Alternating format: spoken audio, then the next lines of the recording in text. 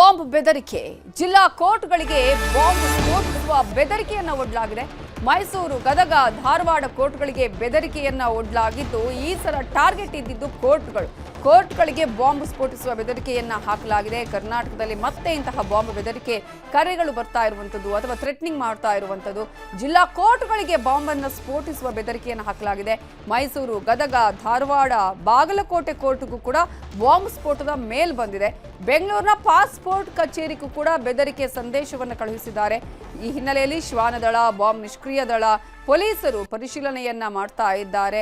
ಯಾಕಂದ್ರೆ ಬೇರೆ ಬೇರೆ ಕೋರ್ಟ್ಗಳನ್ನೇ ಗುರಿಯಾಗಿಸಿಕೊಂಡು ಈ ಸಲ ಈ ರೀತಿಯಾಗಿ ಮೇಲನ್ನ ಮಾಡಿದ್ದಾರೆ, ಕಾಲ್ ಅನ್ನ ಮಾಡಿರುವಂಥದ್ದು, ಮೆಸೇಜ್ಗಳ ಮೂಲಕ ಈ ರೀತಿಯಾದಂತಹ ಒಂದು ಸಂದೇಶವನ್ನು ರವಾನಿಸಿರೋದು, ಯಾರು ಏನು ಅನ್ನೋದರ ಬಗ್ಗೆ ಇದೀಗ ತನಿಖೆಯನ್ನು ಕೂಡ ಮಾಡ್ತಾ ಇದ್ದಾರೆ. ಜೊತೆಗೆ ಬಾಂಬ್ ಸ್ಕ್ವಾಡ್ ಆಗಿರ್ಬೋದು ಅಥವಾ ಶ್ವಾನದಳದವರಾಗಿರ್ಬೋದು, ಪೊಲೀಸರಾಗಿರ್ಬೋದು, ಇವರೆಲ್ಲರೂ ಕೂಡ ಈಗ ಪರಿಶೀಲನೆಯನ್ನ ನಡೆಸ್ತಿದ್ದಾರೆ.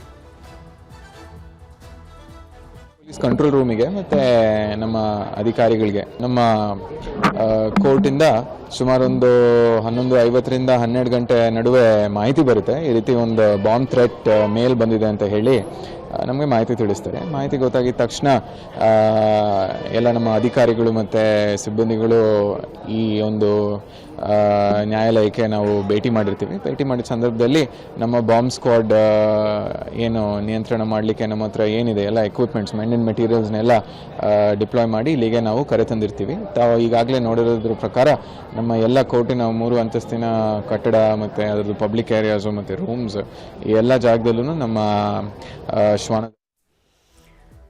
ಇನ್ನು ಮೈಸೂರು ನ್ಯಾಯಾಲಯಕ್ಕೆ ಬಾಂಬ್ ಬೆದರಿಕೆ ಹಾಕಲಾಗಿದೆ. ಜಿಲ್ಲಾ ಪಂಚಾಯಿತಿ ಬಳಿ ಇರೋ ಹಳೆ ಕೋರ್ಟ್ಗೆ ಬಾಂಬ್ ಬೆದರಿಕೆ ಕರೆ ಹಾಕಲಾಗಿದ್ದು, ಮುಂಜಾಗ್ರತಾ ಕ್ರಮವಾಗಿ ನ್ಯಾಯಾಲಯದ ಕಲಾಪವನ್ನ ಬಿಟ್ಟು ವಕೀಲರು, ಕಕ್ಷಿದಾರರು ಹೊರಗೆ ಬಂದಿದ್ದಾರೆ.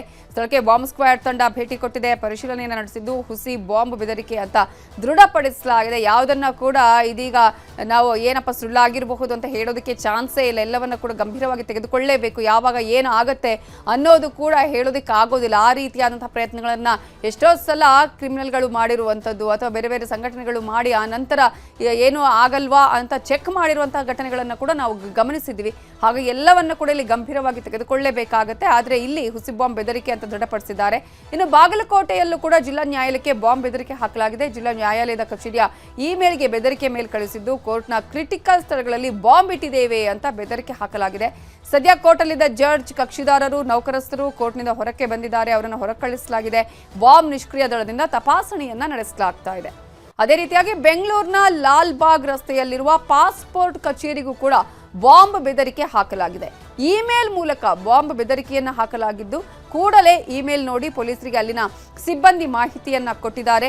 ಸ್ಥಳಕ್ಕೆ ಪೊಲೀಸರು, ಬಾಂಬ್ ಸ್ಕ್ವಾಡ್ ಆಗಮಿಸಿ ಪರಿಶೀಲನೆಯನ್ನ ನಡೆಸಿದ್ದು, ಈವರೆಗೆ ಯಾವುದೇ ಅನುಮಾನಾಸ್ಪದ ವಸ್ತು ಕಂಡು ಬಂದಿಲ್ಲ ಅಂತ ಹೇಳಲಾಗಿದೆ. ಆದರೆ ಎಲ್ಲಿಂದ ಬಂದಿರೋದು, ಯಾರು ಈ ರೀತಿಯಾಗಿ ಮೇಲನ್ನ ಕಳುಹಿಸಿರೋದು, ಯಾರು ಇಂತಹ ಒಂದು ಬಾಂಬ್ ಬೆದರಿಕೆಯನ್ನು ಹಾಕಿರೋದು ಅನ್ನೋದ್ರ ಬಗ್ಗೆ ಈಗ ತನಿಖೆಯನ್ನ ಮಾಡಬೇಕಾಗಿದೆ. ಯಾರು ಈ ತರದ ಕೃತ್ಯವನ್ನು ಎಸಗಿದ್ದಾರೆ ಅನ್ನೋದನ್ನ ಕಂಡುಹಿಡಿಯುವಂತಹ ಕೆಲಸವನ್ನು ಕೂಡ ಪೊಲೀಸರು ಆಗಿರ್ಬೋದು, ಅಧಿಕಾರಿಗಳು ಮಾಡಬೇಕಾಗಿದೆ.